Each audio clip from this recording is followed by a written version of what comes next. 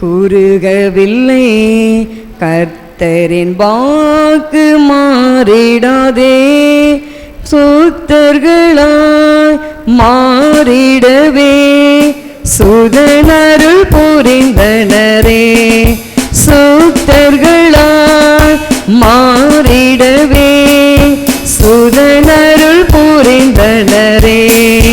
விசுவாசியே நீ பதறாதே, விசுவாசியே நீ கலங்காதே, விசுவாசியே நீ பதறாதே, விசுவாசியே நீ கலங்காதே. விசுவாசித்தால் நீதிமான் என்றும் என்றும் பிழைப்பான். விசுவாசித்தால் நீதிமான் என்றும் என்றும் பிழைப்பான்.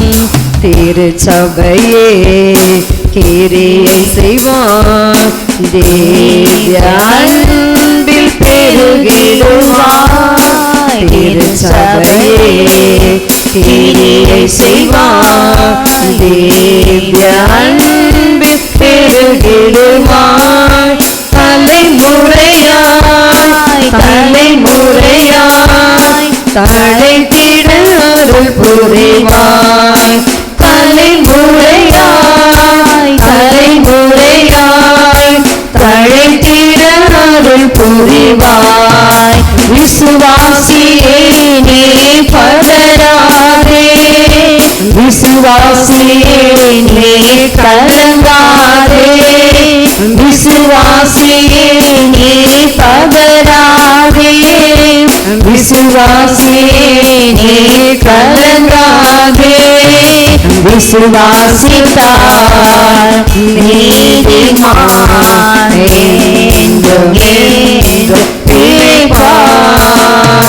விசுவாசித்தால் நீதிமான் என்றும் என்றும் பிழைப்பாய்.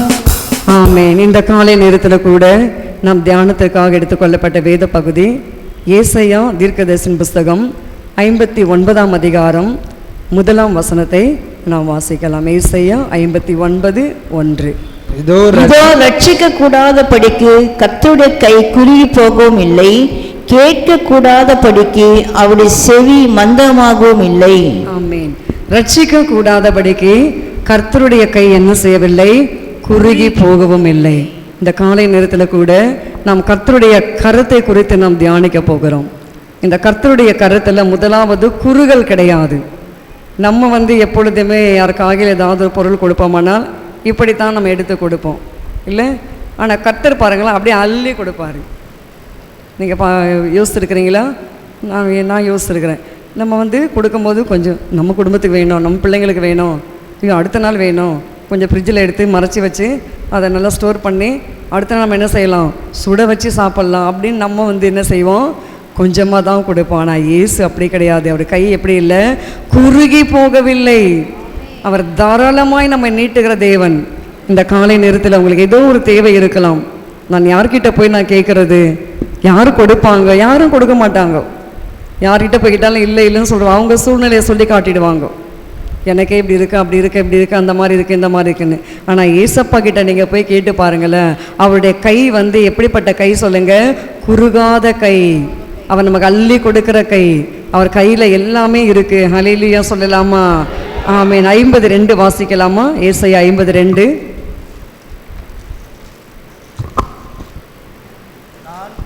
வந்தபோது ஒருவனும் இல்லாமல் போனதென்ன, நான் கூப்பிட்ட போது மறு உத்தரவு கொடுக்க ஒருவனும் இல்லாமல் போனதென்ன, மீட்க கூடாதபடிக்கு என் கரம் குறுகிற்றோ, விடுவிக்கிறதற்கு என்னிடத்தில் பலன் இல்லாமல் போயிற்றோ. அப்போ மீட்க கூடாதபடிக்கு என் கரம் எப்படி ஆயிற்று? குறுகிற்றோ, இல்லை விடுவிக்க கூடாதபடி என்னிடத்தில் பலன் இல்லாமல் போயிற்றோ. அப்போ ஏசப்பாவுடைய கரம் மீட்க கூடாதபடிக்கு அவர் கரம் என்ன ஆகலாம்? குறுகாத கரம். இன்றைக்கு நம்முடைய வாழ்க்கையில் ஏதோ ஒரு காரியத்தில் நாம் மீட்கப்பட வேண்டும், எனக்கு விடுதலை வேண்டும், என் குடும்பம் நன்றாக இருக்க வேண்டும், என் குடும்பத்தினுடைய தேவைகள் சந்திக்கப்பட வேண்டும் என்று சொல்லி, ஒருவேளை என் சரீரமே எனக்கு பலவீனமாக இருக்குது, நம்ம நன்றாக இருந்தால் தானே நம்ம குடும்பத்தை நடத்த முடியும்ல. நம்ம நன்றாக இருந்தால் தான் நம்ம பிள்ளைகளுக்கு நம்ம என்ன செய்ய முடியும், சேவை செய்ய முடியும். நாமளே நோஞ்சாக இருந்துக்கிட்டு நாமளே பலவீனமாக இருந்தால் பிள்ளைகளுக்கு பராமரிக்க முடியுமா? முடியாது. இன்றைக்கு கர்த்தருடைய கரம் நம்மை பலப்படுத்துகிற கரமாக இருக்க போகிறது.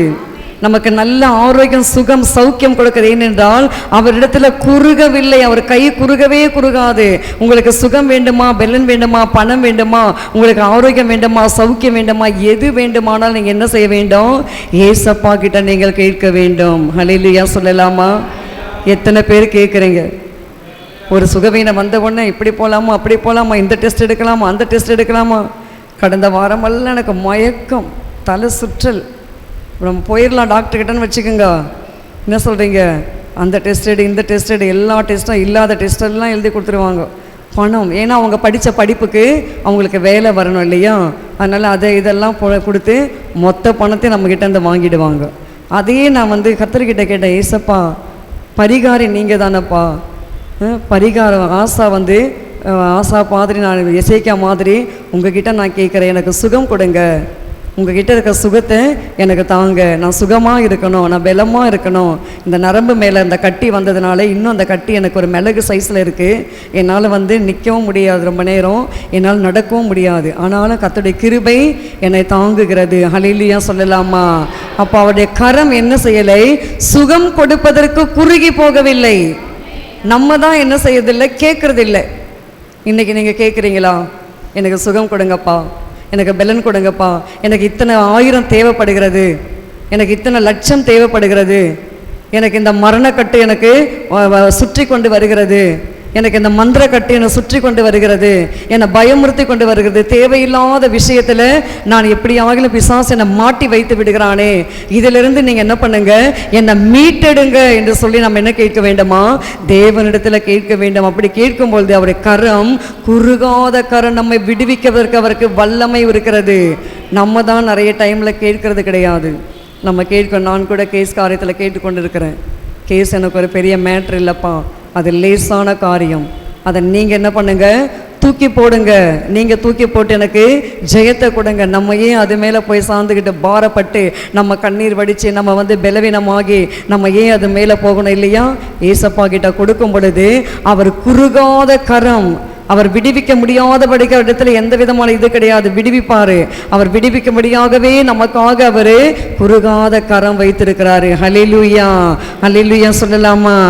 ஆமென். நம்ம என்னாகமம் 11ஆம் அதிகாரம் 23 வாசிக்கலாம். என்னாகமம் புஸ்தகம் 11ஆம் அதிகாரம் 23ஆம் வசனம். அதற்கு கர்த்தர் மோசேயை நோக்கி, கர்த்தருடைய கை குறுகியிருக்கிறதோ, என் வார்த்தையின்படி நடக்குமோ நடவாதோ என்று நீ இப்பொழுது காண்பாய் என்றார். ஆமென். இந்த சம்பவம் நம்ம எல்லாருக்கும் வாசிங்க. அப்பொழுது மோசே புறப்பட்டு கர்த்தருடைய வார்த்தைகளை ஜனங்களுக்கு சொல்லி, ஜனங்களின் மூப்பரில் 70 பேரை கூட்டி கூடாரத்தை சுற்றிலும் அவர்களை நிறுத்தினான். கர்த்தர் மேகத்தில் இறங்கி அவனோட பேசி அவன் மேலிருந்த ஆவியை மூப்பராகி அந்த 70 மேலாகிலும் வைத்தார். அந்த ஆவி அவர்கள் மேல் வந்து தங்கின மாத்திரத்தில் தீர்க்க தரிசனம் சொன்னார்கள், சொல்லி பின்பு ஓய்ந்தார்கள். ஆமென். இந்த சம்பவம் நமக்கு அனைவருக்கும் நன்றாக தெரிந்த ஒரு சம்பவம். மோசே இந்த இடத்துல இஸ்ரவேல் ஜனங்கள் அவர்களுக்கு ஒரு தேவை வந்தது. தேவை ஏற்பட்ட நேரத்தில் மோசே எல்லாரும் கேட்குறாங்க. உடனே மோசே என்ன பண்ணுறாரு, கர்த்தருடைய கை குறுகி இருக்கிறதோ, என் வார்த்தையின்படி நடக்குமோ நடவதென்று நீ இப்பொழுது காண்பாய் என்றார்.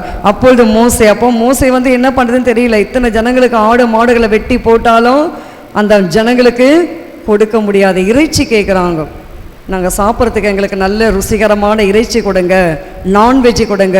நாங்கள் வெஜ்ஜி சாப்பிட்டு எங்கள் நாக்கெல்லாம் எப்படி இருக்குது, செத்து கிடக்குது. நம்ம கூட சொல்கிறோம் இல்லையா, நம்ம கூட உடல்நிலை சரியில்லைன்னா என்ன சொல்கிறோம், ஐயோ இதை சாப்பிட்டு ரசம், துவையல், இந்த சாம்பார், இந்த காரக்குழம்பு இதெல்லாம் சாப்பிட்டு என்னது என் நாக்கு செத்து கிடக்கு, எனக்கு நல்ல ஒரு ருசிகரமாக எனக்கு ஒரு நான்வெஜ்ஜி பண்ணி கொடுங்க.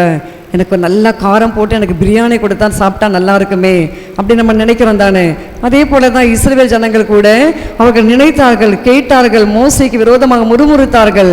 அப்படி இருக்கிற பட்சத்தில் மோசே பாருங்க, அந்த மேல் வசனத்தை வாசிக்கலாம் 22, ஆடு மாடுகளை அவர்களுக்காக அடித்தாலும் அவர்களுக்கு போதுமா, சமுத்திரத்து மச்சங்களை எல்லாம் அவர்களுக்காக சேர்த்தாலும் அவர்களுக்கு போதுமா என்றான். மோசேனுடைய விசுவாசம் அப்படிதான்.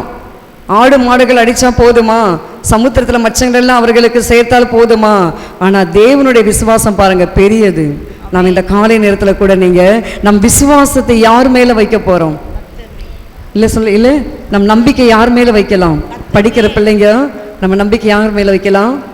இயேசு மேல வைக்கணும். வாலிப பிள்ளைகள், என் எதிர்காலம் எப்படி, எனக்கு எதிர்காலத்தை குறித்து வாலிப பிள்ளைகள் ஜெபிப்பது தவறு ஒன்றும் இல்லை, ஜெபிக்கணும்.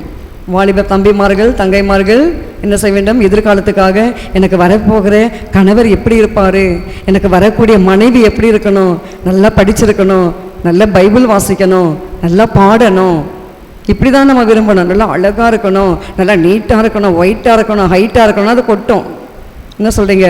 நான் அதே ஜெபத்தை இந்த மாதிரி மாற்றினோம். நான் எதிர்பார்க்குற என் மனைவி, எனக்கு வருங்கால மனைவி எப்படி இருக்கணும்? நல்லா இருக்கணும், படித்த குணசாலியாக இருக்கணும், அடுத்தபடி கர்த்தருக்கு பயந்து இருக்கணும், பாடணும், வேதம் வாசிக்கணும், ஜெபிக்கணும். இதெல்லாம் நீங்கள் கேட்டீங்கன்னா கர்த்தர் உங்கள் எதிர்காலத்தில் நல்ல ஒரு காரியத்தை கொடுப்பாரு. நம்ம யார் மேலே விசுவாசம் வைக்க வேண்டும்? கர்த்தர் மேலே விசுவாசம் வைக்க வேண்டும். அப்போ படிக்கிற பிள்ளைகள் கர்த்தர் மேல் விசுவாசம் வைக்கும்பொழுது தேவன் உங்களுக்கு என்ன செய்வார்? நல்ல ஞானத்தை கர்த்தர் கொடுப்பாரு, நல்ல கிருபைகளை கர்த்தர் கொடுப்பாரு, நல்ல வரங்களை கர்த்தர் கொடுப்பாரு. இல்லை பாடுகிற வரம், இதெல்லாம் ஒரு வரம் தானே. பாடுறது ஒரு வரம், வேதம் வாசிக்கிறது ஒரு வரம். இந்த வரங்களை இயேசு நமக்கு கொடுப்பார். எப்போ கொடுப்பாரு? நம் கர்த்தர் மீது விசுவாசம் வைக்க வேண்டும். அப்போ மோசே என்ற பக்தர் 6 லட்சத்துக்கு மேற்பட்ட ஜனங்களை நடத்திட்டு வராரு, பெரிய லீடர் அவர். அப்படிப்பட்ட அப்போஸ்தலனாகிய பவுல் கமாலியேல் என்றதான ஒருத்தருடைய வேதப்பாருடைய பாதத்தில் எப்படி அமர்ந்து கற்றுக்கொண்டு தேறின மனிதனாக இருந்தாரோ, அதே போல அந்த எகிப்து சாஸ்திரங்கள் அத்தனையுமே கற்றுக்கொண்ட மனிதர் தான் மோசே. மோசேக்கு ஒன்றுமே தெரியலன்னு சொல்ல முடியாது, எல்லா சாஸ்திரங்களையும் கற்று தேறின ஒரு மனிதன். அப்படியாக இருக்கிறப்பட்ட மோசே பாருங்க, இப்போ மச்சங்களெல்லாம் நான் சேர்த்தா ஆகுமா, நான் ஆடு மாடுகளெல்லாம் நான் கொண்டு வந்து செய்தால் ஆகுமான்று அந்த இடத்துல அவர் விசுவாசம் கொஞ்சம் குறைந்து இருக்கிறது. அதே பாருங்க, அதுதான் தான் கர்த்தர் சொல்கிறாரு 23 இப்போ வாசிங்க. கர்த்தர் மோசையை நோக்கி, கர்த்தருடைய கை குறுகி இருக்கிறதோ, மோசே என் கை குறுகி இருக்கான், நீயே உன்னுடைய ஞானத்தினால நீயே அதெல்லாம் பார்க்குற. நம்ம கூட நம்ம வருகிற வருமானத்தை நம்ம என்ன செய்கிறோம்?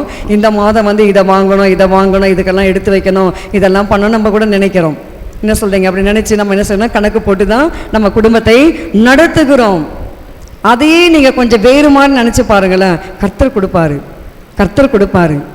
கர்த்தர் மேலே விசுவாசம் வச்சுருக்கிறேன், கர்த்தர் நிச்சயமாக எனக்கு தரப்போகிறாரு. என் பிள்ளைங்களுக்கு ஃபீஸ் கட்டுறதுக்கு கர்த்தர் எனக்கு கொடுக்க போகிறாரு, என் பிள்ளைங்களுக்கு எல்லா காரியங்களும் செய்வதற்கு கர்த்தர் கொடுக்க போகிறாரு. நான் கூட கர்த்தர் சமூகத்தில் கடந்த நாட்களில் ஏழைகளுக்கு 4 பேருக்கு உதவி செய்யணும்னு பொறுத்தனையாக நினச்சிட்டு இருந்தேன். என் பொண்ணுக்கு ஃபஸ்ட்டு ஃபீஸ் கட்டக்கூடாது, நம்ம ஏழைகளுக்கு நம்ம கொடுத்துடலாம் அப்படின்னு நினச்சேன். தசம பாகத்து மேலே கண்ணு வச்சிட்டேன். உண்மையாக சொல்கிறேன். எது மேலே கண்ணு வச்ச சொல்லுங்கள்? தசம பாகத்தில். தசம பாகம் வரும், அதில் எலக்ட்ரிக் பில்லெல்லாம் கட்டிட்டு 4 ஏழை குடும்பத்தை கூப்பிட்டு நம்ம அவங்க படிப்பு காரியங்களுக்கு இதெல்லாம் கொடுக்கணும் அப்படின்னு. அந்த மாதம் பார்த்து எலக்ட்ரிக் பில்லு எவ்வளோ தெரியுமா வந்துச்சு? 8000 9000 வர வேண்டிய எலக்ட்ரிக் பில்லு 13000 சில்லரை வந்து விட்டது. ஜஸ்டின் அப்படி தானே? உண்மை தானே சொல்கிறது? ஆச்சரியமாயிடுச்சு எனக்கு. என்ன இது? ஐயோ, நான் 4 பேருக்கு நான் கொடுக்கணும், தசம பாகத்து மேலே கண்ணு வச்சேனே, நான் அதை நான் நினச்சேனே, இப்போ நான் இது அவ்வளோத்தையும் எடுத்துகிட்டு போய் நான் அங்கே கட்டிட்டு நான் அடுத்து நான் என்ன செய்கிறது? கர்த்தர் பாருங்க, நீ தசம பாகத்து மேலே கண்ணு வச்சதானே, உன்னை எங்கே பிடிக்கிறேன்னா அங்கே பிடிக்கிறேன்னு சொல்லி அந்த பணத்தை அரசாங்கத்துக்கு போகும்படி கர்த்தர் செய்தார். அப்போ நான் ஏசப்பா கிட்ட கேட்டேன், ஏசப்பா நான் 4 பேருக்கு கொடுக்குறேன்னு சொல்லிட்டேனே, நான் இதை தானே நான் நினச்சிட்டு இருந்தேன், வாடகை வர காசெல்லாம் நான் பேங்க்குக்கு கட்டணுமே, நான் இதுக்கெல்லாம் கொடுக்கணுமே, நான் இப்படி செய்வது, நான் என்ன பண்ணுறது?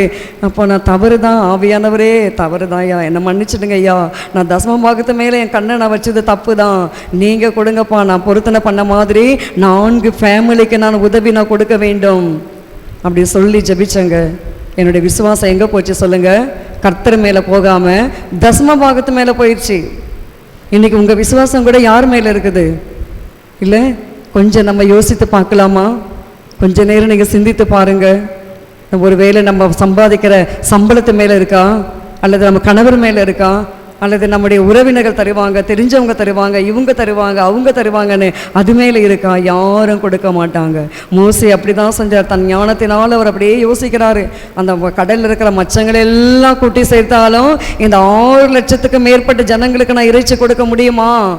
முடியாதே. இவ்வளோ பேருக்கு நான் ஆடு மாடுகளை வெட்டி நான் எவ்வளோ தான், எத்தனை மாடு தான் வெட்டுறது, எத்தனை ஆட்டை வெட்டுறது, இல்லை எப்படி நான் பண்ணுறதுன்னு சொல்லி அவர் நினச்சி பார்க்குறாரு.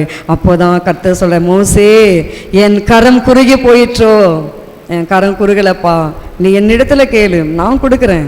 உனக்கு என்ன வேணும்? பிரியாணி வேணுமா? நான் கொடுக்குறேன். உனக்கு நல்ல பட்டு புடவை வேணுமா? நான் கொடுக்குறேன். உனக்கு நல்ல நகைகள் வேணுமா? நான் கொடுக்குறேன். உங்களுக்கு நல்ல வீடு வேணுமா? நான் கொடுக்குறேன். உங்களுக்கு நல்ல வேலை வேணுமா? நான் கொடுக்குறேன். உங்கள் குடும்பத்தில் ஆசீர்வாதம் வேணுமா? நான் கொடுக்குறேன். இல்லை, நியாயம் தானே? நம்ம குடும்பத்தில் ஆசீர்வாதம் வேணுமா வேண்டாமா? நம்ம பிள்ளைங்க நல்லா இருக்கணுமா வேண்டாமா? நமக்கு சொந்த வீடு வேணும் தானே? எத்தனை தான் நம்ம வாடகை ஹவுஸ் ஓனருக்கு எடுத்துன்னு போயிட்டு எல்லாத்தையும் கொடுக்கறது இல்லை? கர்த்தர் கொடுப்பாரு. ஹல்லேலூயா சொல்லலாமா? இன்றைக்கு நம்முடைய கண்கள் யார் மேலே வைக்க வேண்டும் சொல்லுங்க? ஏசப்பா மேலே வைக்க வேண்டும். மோசே அந்த காரியத்தில் கொஞ்சம் தவறினபடினால உடனே ஆவியானவர் உணர்த்துறாரு. உடனே உணர்த்தினபடினால பாருங்க, ஒரு காற்று அனுப்புறாரு. சமுத்திரத்திலிருந்து ஒரு காற்று வருகிறது. ஒரு காற்று அடிக்கப்பட்டு ஒரு அந்த இடத்துல ஒரு காடைகளை கொண்டு வந்து கர்த்தர் நிரப்புகிறாரு. என்ன சொல்றீங்க? அந்த வசனத்தை வாசிங்க. அப்பொழுது கர்த்தரிடத்திலிருந்து புறப்பட்ட ஒரு காற்று சமுத்திரத்திலிருந்து காடுகளை அடித்து கொண்டு வந்து பாளையத்திலும் பாளையத்தை சுற்றிலும் இந்த பக்கம் ஒரு நாள் பிரயாணம் மட்டும் அந்த பக்கம் ஒரு நாள் பிரயாணம் மட்டும் தரையின் மேல் 2 முழ உயரம் விழுந்து கிடக்க செய்தது. ஆமே. என்ன? 31. ஆமே. அப்பொழுது கர்த்தரிடத்திலிருந்து புறப்பட்ட ஒரு காற்று, கர்த்தரிடத்திலிருந்து புறப்படுகிறது. யாரிடத்திலிருந்து புறப்படுது சொல்லுங்க? கர்த்தரிடத்திலிருந்து. அப்ப அந்த கர்த்தரிடத்திலிருந்து ஒரு காற்று புறப்பட்டு என்ன ஆகுது? ஒரு காற்று சமுத்திரத்திலிருந்து காடைகளை அடித்து கொண்டு வந்து, சமுத்திரத்திலிருந்து எந்த கடையிலையும் கிடையாது, ஃபாஸ்ட் ஃபுட்டு கடையிலும் கிடையாது, சிக்கன் கடையில் கிடையாது, காடை இன்றைக்கு விற்கிறார்கள். சிக்கன் கடையில் காடை விற்கிறாங்க, ஃப்ரை பண்ண காடை விற்கிறாங்க, முழு காடையும் விற்கிறாங்க. அதை நம்ம என்ன செய்கிறாங்க? நிறைய பேர் வாங்கி சாப்பிடுகிறார்கள். இன்றைக்கு தேவன் பாருங்கள், கடையிலிருந்து எடுத்து அந்த காற்று காடைகளை ஜனங்களுக்கு கொடுக்கவில்லை, சமுத்திரத்திலிருந்து கர்த்தர் கொண்டு வந்து கொடுக்கிறாரு. என்ன நல்ல தெய்வம் பாருங்க நம்ம தெய்வம் இல்லை? அவர் கொடுக்கும்போது நல்லதே கொடுப்பாரு. என்ன சொல்றீங்க? அவர் நல்ல பொருளை நல்லதாக கொடுப்பாரு, பெஸ்ட்டாக கொடுப்பாரு. லேட் ஆனாலும் நமக்கு எப்படி கொடுப்பாரு சொல்லுங்க? பெஸ்ட்டாக கொடுப்பாரு. நம்ம தான் நினைக்கிறோம் சீக்கிரம் கொடுக்கலையே, சீக்கிரம் ஆகலையே, அப்படி இப்படின்னு சொல்லி நம்ம யோசிப்போம். ஆனாலும் பாருங்க, அதுலேயும் ஒரு நல்ல காரியம் இருக்கிறது. அப்படி கொடுத்து என்னாச்சு பாருங்க, பாளையத்தை சுற்றிலேயும் இந்த பக்கம் ஒரு நாள் வாசிங்கம்மா.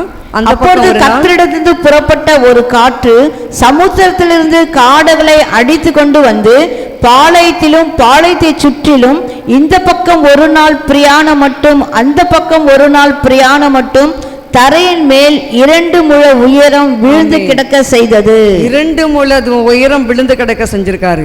1 முழம் என்றால் இவ்வளவு தானே, 1 முழம் நம்ம கையில். அந்த மாதிரி 2 முழம், அந்த அளவுக்கு ஒரு குவியலாக அந்த காடைகளை தேவன் அனுப்பினாரு. எவ்வளவு வேணாலும் சாப்பிடுங்க. ஆமென். இஸ்ரவேல் ஜனங்களே, எவ்வளவு நாளும் சாப்பிடுங்க. 2 அப்படியே அடிக்கிறானுங்க. 2 கையில் எடுத்து, ஒரு கையில் தான் தின்னுவாங்கல்ல, 2 கையிலையும் எடுத்து தின்றானுங்க. எங்கன்னா காலி ஆகிட போகுது, மற்றவங்களாம் எடுத்துகிட்டு போகிறாங்கன்னு சொல்லி 2 கையிலையும் எடுத்து கடித்து தின்றானுங்க. இன்னைக்கு தேவன் பாருங்க, நம்மை கூட சம்பூர்ணமான ஆசீர்வாதத்தினால கர்த்தர் நம்மை நிரப்புவாரு. அவருடைய கையில் குறைகள் கிடையாது. அவருடைய கை எப்படிப்பட்ட கை சொல்லுங்க? ஆசீர்வதிக்கிற கை. யாருடைய கை சொல்லுங்க? ஏசப்பாவுடைய கை. அதனால தான் அவர் பாருங்களேன், கைகளை வைத்து ஜெபிக்கிறாரு. ஏசப்பாவோட பாருங்க, மலை யோவான் சுவிசேஷத்தெல்லாம் வாசிக்கிறோம். அந்த இடத்துல யோவான் சுவிசேஷத்தில் என்ன வாசிக்கிறோம்? ஞாபகம் இருக்குதா? அந்த இடத்துல 3 நாள் சுவிசேஷ கூட்டம் நடத்துகிறார் ஏசாமி.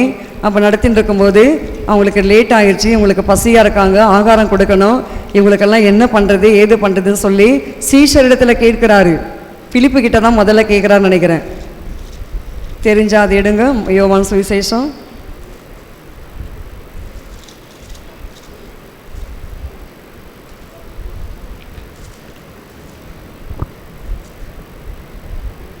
6ஆம் அதிகாரம் 9-10. யோவான் 6 ஆமென். ம்.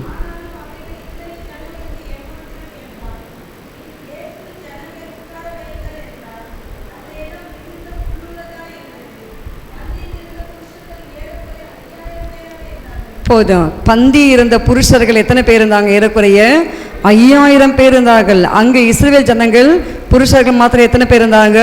6 லட்சம். அப்போ ஸ்திரீகள் எல்லாம் நீங்கள் கூட்டுவீர்களானால், பிள்ளைகள் எல்லாம் கூட்டிக் கொள்வோமானால் கிட்டத்தட்ட 20 லட்சத்துக்கு பேருக்கு வருவார்கள். அப்போ இங்கேயும் அப்படிதான். அப்படி இருக்கும்போது இங்கே வந்து இவங்களுக்கெல்லாம் ஆகாரம் கொடுக்க வேண்டும். அப்போ ஆகாரம் கொடுக்கணும், என்ன பண்ணுறது அப்படின்னு சொல்லி முதலாவது வந்து ஏசப்பா பாருங்களேன் யார்கிட்ட கேட்குறாருன்னா, அந்த வசனத்தை வாசிங்க. இங்கே ஒரு பையன் இருக்கிறான், அவன் இல்லை, பிலிப்பு 7ஆம் வசனம் வாசிங்க. பிலிப்பு அவருக்கு பிரதியுத்தரமாக, இவர்களில் ஒவ்வொருவன் கொஞ்சம் கொஞ்சம் எடுத்துக்கொண்டாலும் 200 பணத்துக்கு அப்பங்களும் இவர்களுக்கு போதாதே என்றார். ஆமாம், 5ஆம் வசனத்தில் இருக்கு பாருங்க.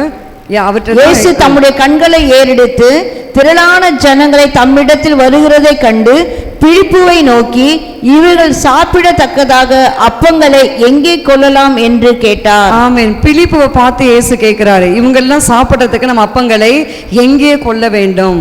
அந்த வண்ணாந்திரத்துல ஏது கடை இல்லை, அங்கே எங்கே போய் நம்ம வாங்கிட்டு வர முடியும்? ஏசப்பாவுக்கு தெரியும் நம்ம செய்ய போகிற அதிசயங்கள் அற்புதங்கள் அவருக்கு நன்றாக தெரியும். தெரிந்திருந்தும் பிலிப்பை வந்து சோதிக்கிறாரு. பிலிப்பு வாயிலிருந்து என்ன வருது பார்ப்போம் அப்படின்னு சொல்லி சோதிச்சு தான். அதுக்கப்புறம் 6ல் வாசிங்க. தாம் செய்ய போகிறதை அறிந்திருந்தும் அவனை சோதிக்கும்படி இப்படி கேட்டார். பிலிப்பு அவருக்கு பிரதியுத்தரமாக, இவர்களில் ஒவ்வொருவனும் கொஞ்சம் கொஞ்சம் எடுத்துக்கொண்டாலும் 200 பணத்துக்கு அப்பங்களும் இவர்களுக்கு போதாதே. அப்போ 200 பணத்துக்கு நம்ம வாங்கினாலும் இவங்களுக்கு போதாதே, என்ன செய்வது? அப்போ பிலிப்புடைய விசுவாசம் எப்படி இருக்கு? அந்த அத்தனை பேருக்கு வாங்கக்கூடிய அந்த கடையின் மேலே இருந்தது. அப்போ ஏசப்பாவுடைய விசுவாசம் எப்படி இருக்குது? நான் நிச்சயமாக என் கைகளை வைத்து நான் ஜெபித்து நான் நிச்சயமாக இந்த வண்ணாந்தத்தில் இருக்கிற ஜனங்களுக்கு என்ன கொடுக்க போகிறேன்? ஆகாரம் கொடுக்க போகிறேன். அப்போந்தான் அவர் கேட்குறாரு, வேற என்ன செய்யலாம்? அப்போ இங்கே ஒரு பையன் இருக்கான், அவன்கிட்ட என்ன இருக்குது? 5 அப்பம் 2 மீன் இருக்கு, அதை கொண்டு வாங்கன்னு சொல்லி இயேசு பாருங்க என்ன செய்யறாரு? இயேசு அந்த அப்பங்களை எடுத்து சோத்திரம் பண்ணி சீஷரிடத்துல கொடுக்கிறாரு.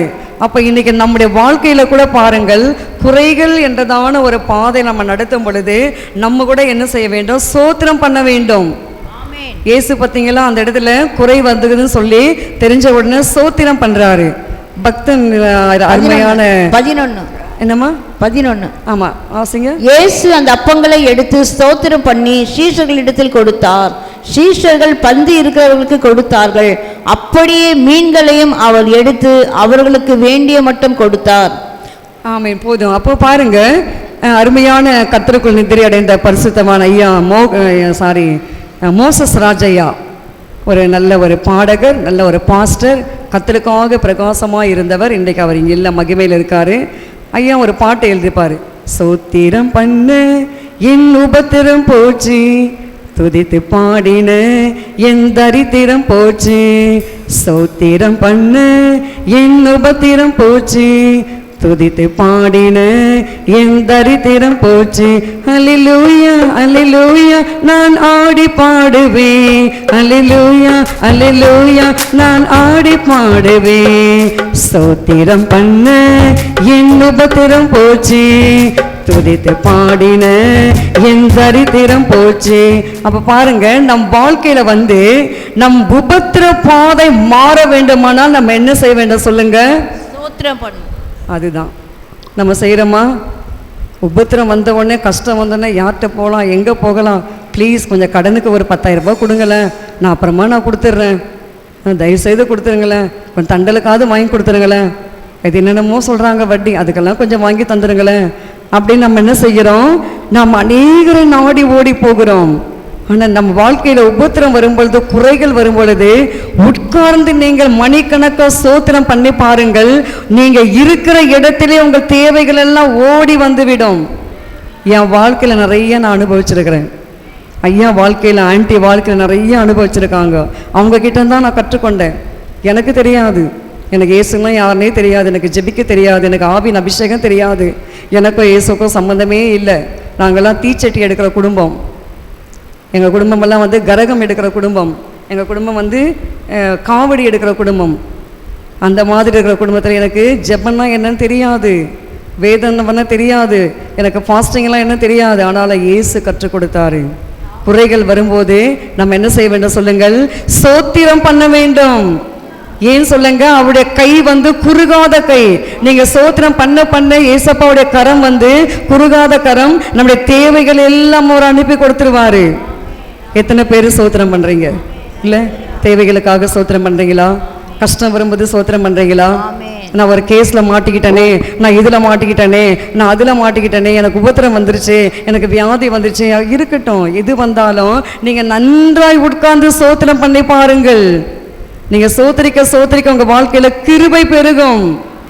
ஆவிக்குரிய வரங்களை கர்த்தர் கொடுப்பாரு.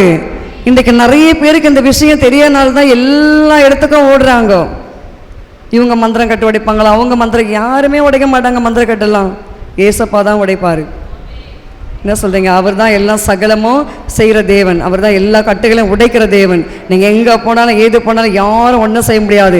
இயேசு தான் நமக்கு ஹல்லேலூயா சொல்லலாமா? அதனால தான் அவர் கை எப்படிப்பட்ட கை? குறுகாத கை. அப்போ அடுத்து அந்த கை அந்த கையில் என்ன இருக்குது வாசிக்கலாம். சங்கீதம் 104:28 வாசிங்க. சங்கீதம் 104:28.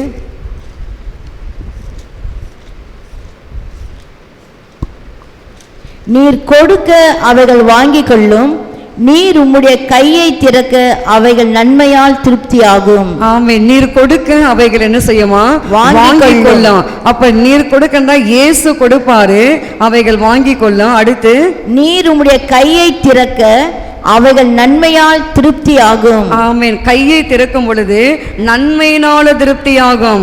அதுக்கு மேல் வசந்த வாசி பாருங்க. ஏற்ற வேளையில் ஆகாரத்தை தருவீர் என்று அவைகள் எல்லாம் உம்மை நோக்கி காத்திருக்கும்.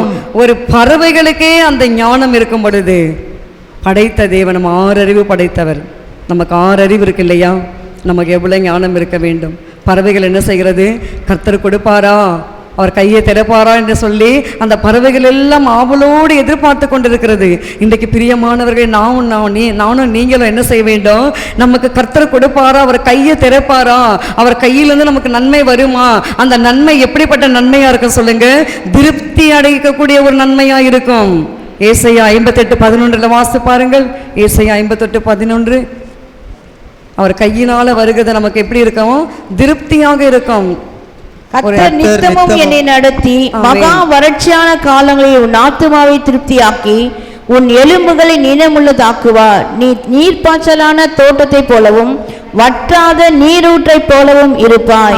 கர்த்தர் நித்தமும் நடத்துவார். அவர் கையை திறந்து அவர் நமக்கு கொடுப்பது மாத்திரமல்ல, நித்தமும் டெய்லி நம்ம நடத்துவாரு.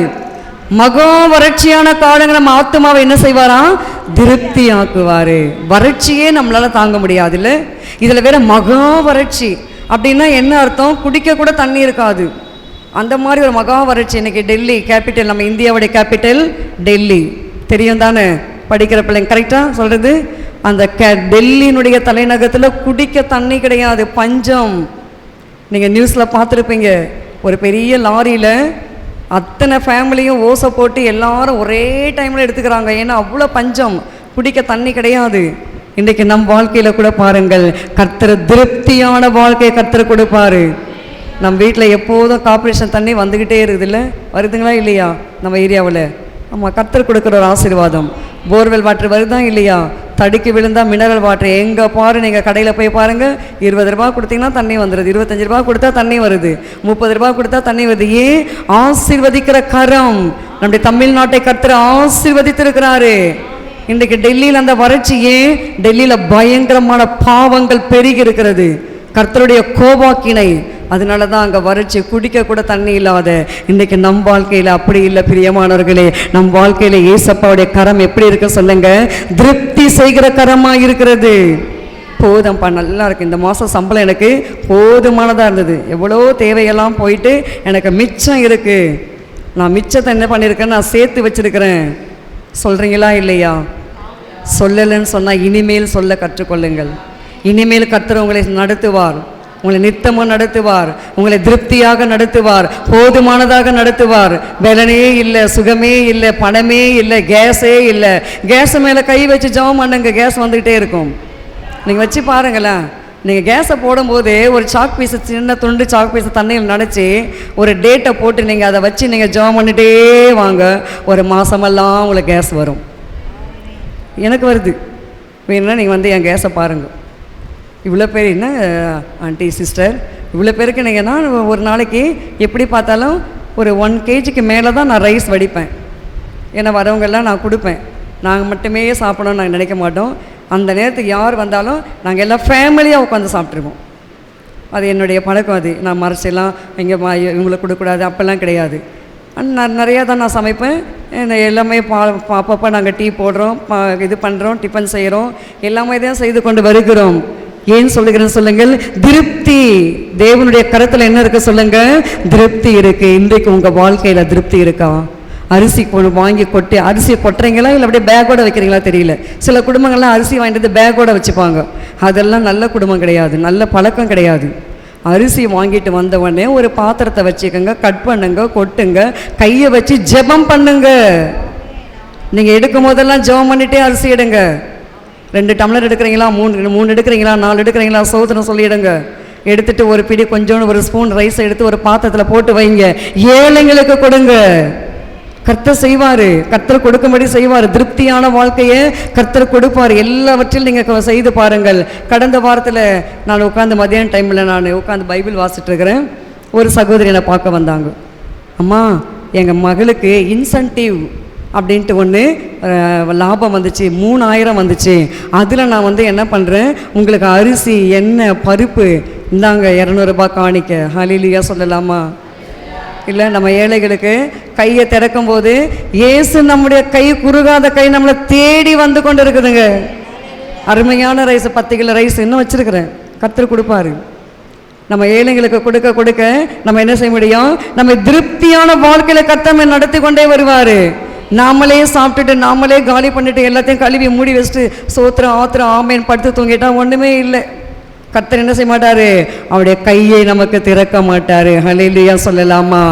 ஆமென். கர்த்தருடைய கரம் இன்றைக்கு குறுகி போகாத கரம். உங்க வாழ்க்கையில ஆசீர்வாதம் தங்க வேண்டுமானால் நீங்கள் கர்த்தருடைய கரத்தை மாத்திரம்தான் நோக்கி பார்க்கணும்.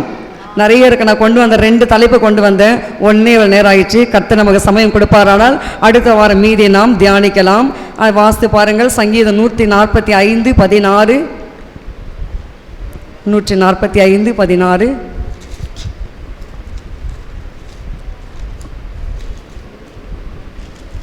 நீர் உமது கையை திறந்து சகல பிராணிகளின் வாஞ்சையையும் திருப்தியாக்குகிறீர். நீர் உமது கையை திறந்து, ஆமென், நீர் உமது கையை திறந்து சகல பிராணிகளின் வாஞ்சை என்ன செய்கிறீர், திருப்தியாக்குகிறீர். இன்றைக்கு சகல பிராணிகளுடைய ஜீவனை திருப்தியாக்கும் பொழுது படைத்த என்னையும் உங்களையும் அவர் திருப்தியாக நடத்துவாரா, நடத்த மாட்டாரா? ஹல்லேலூயா சொல்லலாமா? ஆமென். நெகேமியாவின் புஸ்தகம் வாசித்து பாருங்கள். நெகேமியா 2:8 வாசிங்க. நெகேமியா 2:8. தேவாலயத்துக்கு இருக்கிற அரணின் கதவு வேலைக்கும் நகர அலங்கத்தின் வேலைக்கும் நான் தங்கப்போகிற வீட்டின் வேலைக்கும் வேண்டிய மரங்களை ராஜாவின் வனத்து காவலாளியாகிய ஆசாப் எனக்கு கொடுக்கும்படிக்கும் அவனுக்கு ஒரு கடிதம் கட்டளையிடப்படுவதாக என்றேன். என் தேவனுடைய தயவுள்ள கரம் என் மேல் இருந்தபடியால் ராஜா அவைகளை எனக்கு கட்டளையிட்டார். ஆமென். தேவனுடைய தயவுள்ள கரம் நெகேமியாவோடு கூட இருந்தபடினால ராஜாவே அந்த அலங்கம் கட்டுவதற்கு தேவைகள் எல்லாம் கொடுத்து நீ போயிட்டு கட்டிட்டு வான்னு சொல்றாரு. ஹல்லேலூயா சொல்லலாமா?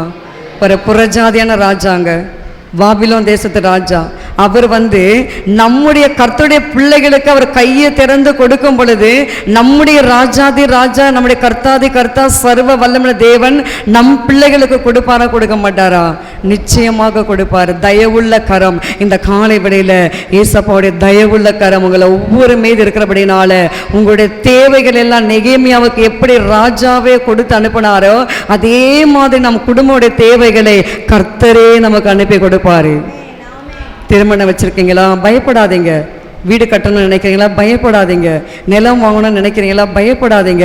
பிள்ளைகளை மேற்படிப்பு படிக்க வைக்கணும்னு நினைக்கிறீங்களா? பயப்படாதீங்க. கர்த்தர் கொடுப்பாரு. தேவைகளெல்லாம் கர்த்தர் அனுப்பி கொடுப்பாரு. நெகேமியா பயந்துட்டு இருக்காரு. துக்கமாக இருக்கிறாரு.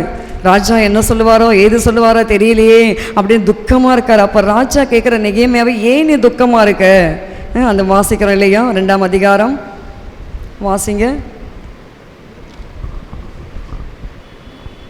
2ஆம் வசனம் 2:2. நெகேமியா 2:2. அப்பொழுது ராஜா என்னை பார்த்து, நீ துக்கமுகமாய் இருக்கிறது என்ன? உனக்கு வியாதி இல்லையே, உன் மனதின் துக்கமே ஒழிய வேறொன்றும் அல்ல என்றான். அப்பொழுது நான் மிகவும் பயந்து ராஜாவை நோக்கி, ராஜா என்றைக்கும் வாழ்க, என் பிதாக்களின் கல்லறைகள் இருக்கும் ஸ்தலமாகிய நகரம் பாழானதும் அதன் வாசல்கள் அக்கினியால் சுட்டரிக்கப்பட்டதுமாய் கிடக்கும்போது நான் துக்கமுகத்தோடு இராதிருப்பது எப்படி என்றேன். ஆமே, ராஜா வந்து கேட்கிறாரு, ஏன் நெகேமியா துக்கமா இருக்க? அப்ப நெகேமியா பயந்துகிட்டு சொல்றாரு, இன்னைக்கு நம்முடைய ராஜா நம்மளை பார்த்து கேட்பாரு, ஏன் துக்கமா இருக்கிற? நீ ஏன் மகனே மகளே அழுதுட்டு இருக்கிற? உனக்கு என்ன குறை? உனக்கு என்ன தேவை? ஏன் அழுவுற? உன் பிள்ளை குறித்து அழுவுறியா? உன்னுடைய குடும்பத்தை குறித்து அழுவுறியா? என்ன காரியம்? எதுக்குன்னு சொல்லி இயேசு ராஜா நம்மை பார்த்து கேட்க வேண்டும். இன்னைக்கு நம்ம பார்த்து கேட்கிறாரா? நம்ம இயேசு கிட்ட நம்ம கண்ணீரோடு ஜெபிக்கிறோமா? நம்முடைய தேவைகள் எல்லாம் அவரிடத்துல சொல்கிறோமா? நம்ம அவரிடத்துல சொல்ல மாட்டோம், மனுஷ இடத்துல உட்காந்து மணிக்கணக்காக சொல்லுவோம். சிஸ்டர், பிரதர், தெரியுமா, இப்படி அப்படி. மனுஷர்லாம் ஒன்றும் கிடையாது, இந்த காதில் வாங்கி அந்த காலை விட்டு போயிட்டே இருப்பாங்க. அதையே நீங்கள் தேவ சமூகத்தில் தேவனுடைய பாதத்தில் அமர்ந்து ஒவ்வொன்றாக நீங்கள் சொல்லி பாருங்கள். கர்த்தர் ராஜா கண்களில் எப்படி நெகேமியாவுக்கு தயவுள்ள கரம் இருந்து அவனுக்கு வேண்டியதெல்லாம் கொடுத்தாரோ, இன்றைக்கு நம் குடும்பங்களுக்கு நம் பிள்ளைகளுக்கும் கர்த்தர் கொடுப்பாரு. ஹல்லேலூயா சொல்லலாமா? ஆமென். தேவனுடைய தயவுள்ள கரம் இன்றைக்கு உங்களோடு கூட இருக்கிறது.